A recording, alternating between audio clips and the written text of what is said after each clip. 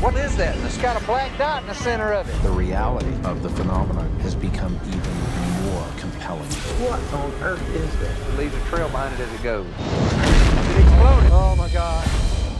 I'm Dr. Travis Taylor, astrophysicist, aerospace engineer, and an optical scientist with over 30 years of experience working with NASA and the Department of Defense. In 2021, when our own government acknowledged that unidentified aerial phenomena are real, it was no surprise to see how the media, the public, and Congress wanted answers.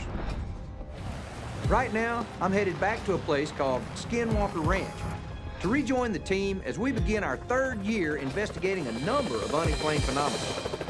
Well, looks like they're here. I can't wait to get this investigation underway. It's good to see everyone assembled. Sorry to interrupt. I'm getting some unusual air traffic. I want to go check it out inside. I'll be right back.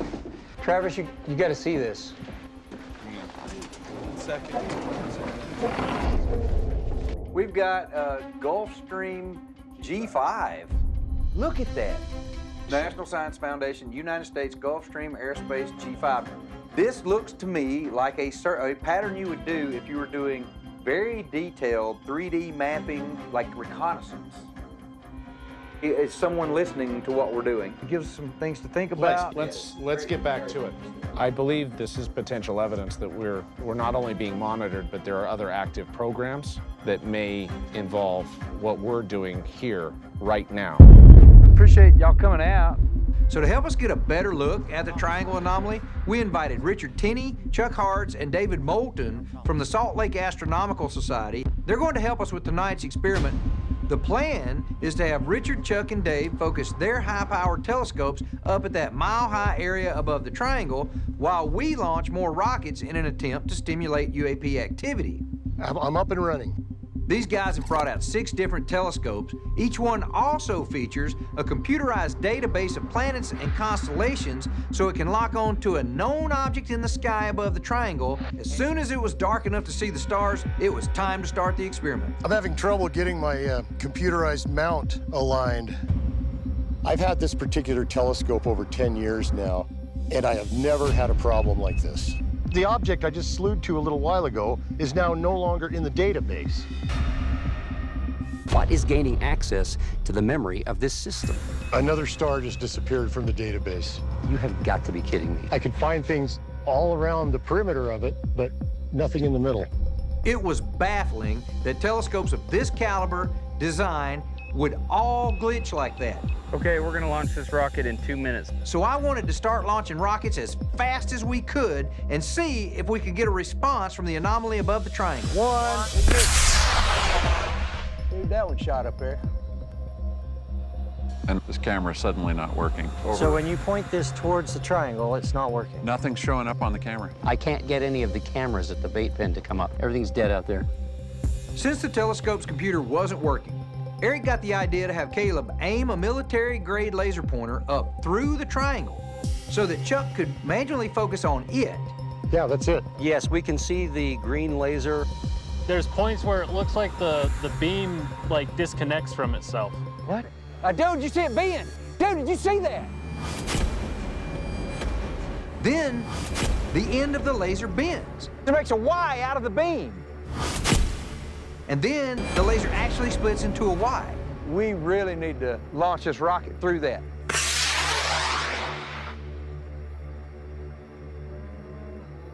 The whole herd is scattered through the entire field. I'm getting something on the 1.6. My first thought was, we should be looking up. What the hell is that in the sky? To the south. There it is. Well, I'm looking at it. There's no red or green or white lights on it. That thing is big and spherical. Yes, it is. It's got a black dot in the center of it. The 1.6 is often seen in conjunction with UAP activity. It starts to track towards the east, and then it started to turn towards the north. But it's getting dim. It just disappeared. We were all mentally exhausted by whatever that was that appeared after our final rocket launch. It was the biggest UAP we've seen so far, and it appeared to have come closer than any of the others as well. There's something really interesting that I haven't seen before that I'd like to get your eyes on. Oh, There, right. what was that? This phenomena was even more intense than the UAP we saw just hours earlier with the rest of the team. I think there's enough data in the video footage that this is more than a UAP, that this is a UFO. There is absolutely no conventional explanation. We've been talking about the area over the triangle being some sort of anomaly. What if that's the gateway? Could what be if, what if that's the other end of the wormhole? After Colonel John Alexander told us that the NIDS team dug near Homestead 2 and stimulated what they believed to be portal activity on the ranch, Thomas rented an industrial-sized bulldozer so we could dig in that exact same area to see what might happen. That looks like that may be a little harder to dig, doesn't it? does. We really haven't even got that deep down in the soil when the bulldozer just bogs down and dies. It's telling me it's got a dead battery. Didn't they just put 2 new ones in it? Like an hour ago. Yeah. Look, what the actual hell is this? While the guys were trying to fix the bulldozer, I saw a massive spike in radiation in our gamma ray detectors in the area where they were digging. It's almost 3,500. These are very inexplicable spikes, as if something artificial could be generating them. You got to get those people out of there. Eric pulled the data. There was a spike at 3,400. 3,400? 3,400. Everybody out of here now. Whoa, zeros. Zeros. Something has interfered with the data collection There's process. 3 hours missing there. It's gone. The gamma ray detector can't do that. Even if you put it in a lead box, it's still going to give you some background reading. Now that the radiation levels are back to normal, I think we should wait until tonight and go back out there to see what else we can stimulate. Now, the plan was to set up a safe distance from the dead bulldozer and use what's become our tried and true method for stimulating phenomena, launching a rocket. Nope, got the chute coming down fast. Chute hasn't opened. Nope. Eric, are you doing something at 1.6? I'm not broadcasting. The signal? 1.60000. Want to try and listen to it? Yeah.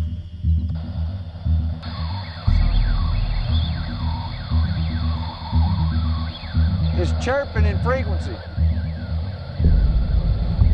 That's a communication signal or something. From my experience as a rocket scientist, this sound frequency was like the kind of communication signal you would get from a satellite orbiting the Earth or even farther out in space. I'm looking through some footage. I've got something here that doesn't fit in. This is out of the carriage house. Across the canal. Yeah. What on earth is that? You can even see the trail behind it, and let it watch it go. It leaves a trail behind it as it goes. Or stop. There's a black line through the center of this thing. In one night, one span there, we see a strange communication beam. And then we see this thing. And interestingly enough, at the same instant, we see this signal at 1.6 gigahertz. It was pretty bizarre. You've captured a UAP on camera here, Eric, and we don't know what it is. Aaron and his crew from Straight Shot Drilling, they're gonna do some horizontal drilling into the side of the mesa. They're actually gonna go down under the road, under this canal, and then be able to maneuver up and hopefully puncture up into the mesa and see if we find a void there.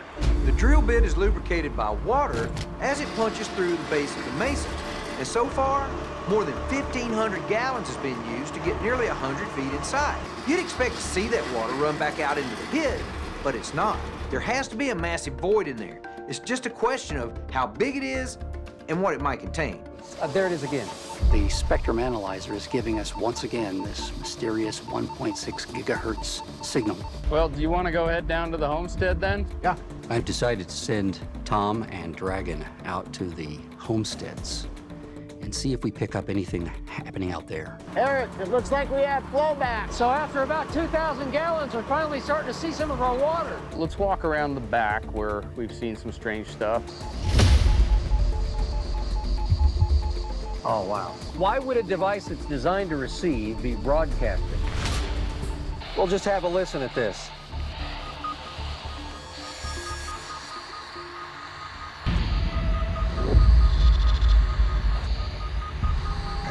I just blacked out.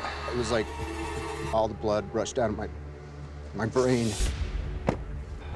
With my position on the ranch, I made the decision right then and there to get him the hell out of here. He's taking him straight to the emergency room. Well, it looks like we're in a ledge that's holding us from coming up. I think it might be wise to just shut it down for a little bit and regroup. As we get deeper into the hill, the mud finally starts flowing. It fills up this large hole that they dug with a backhoe to catch this stuff. I wonder what that black stuff is.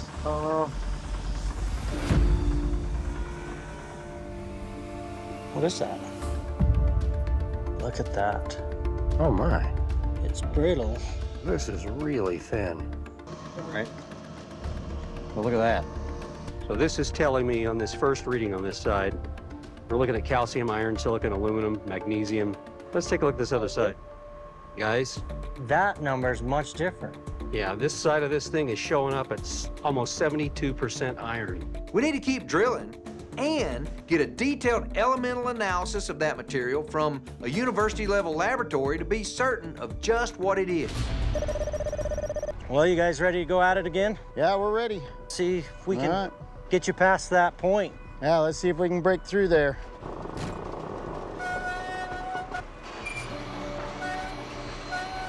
That was quite the noise that was just making.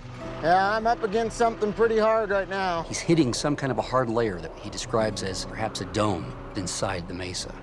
There's no good reason for that as far as we're aware. There we go.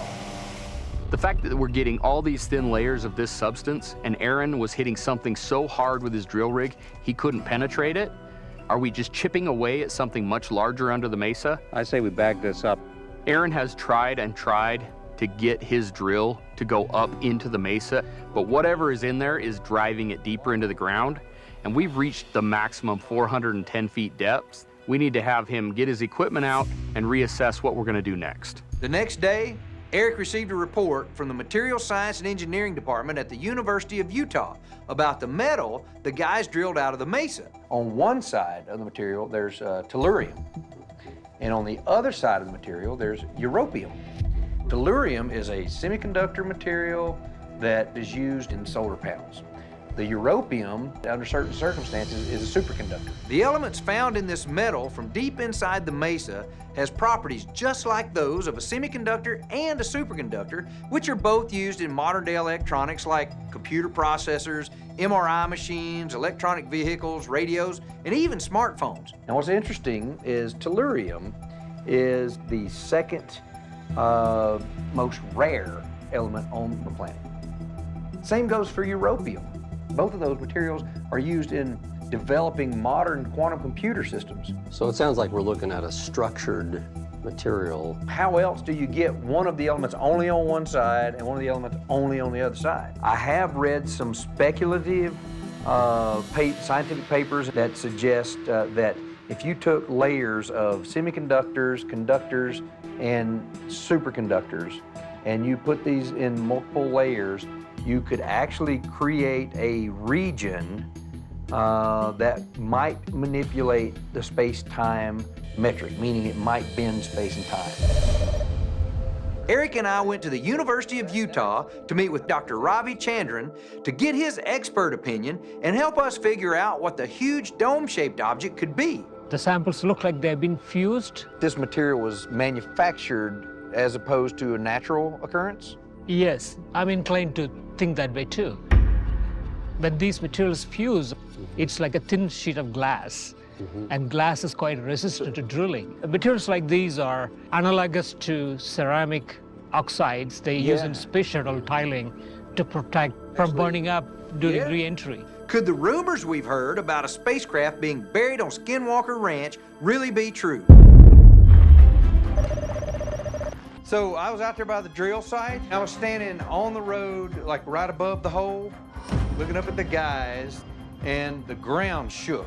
It didn't last as long as an earthquake, but it just boom, like that. And right as I held the walkie up to call them, I saw something just boom, real quick across the sky. And it was spherical, translucent white color. Oh, right there. There it is. Look at that. But we've got 3 of these giant multi-100-watt laser space cannons. We've got the laser scanner, We're going to be broadcasting a sweep across this 1.6 gigahertz.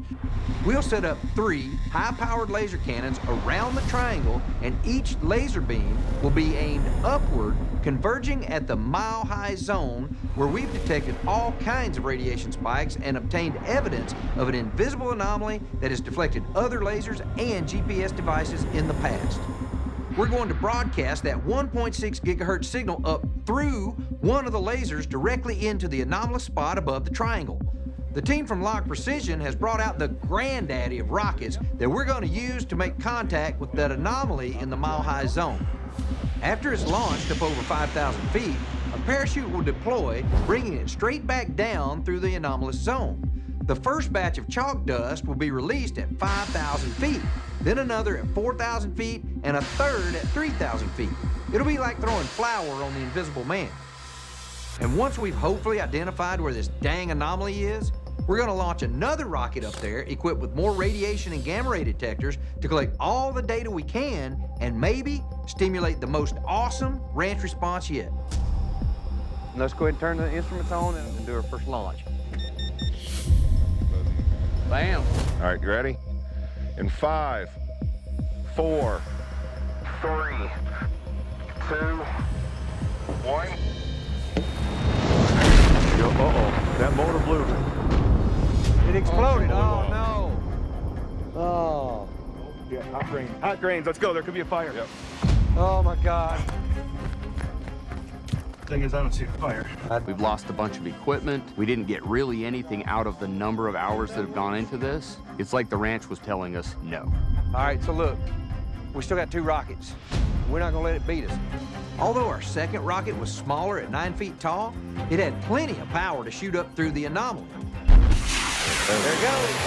Wow. What was that bend all about? It caught dramatically to the north so it couldn't go up through the beam.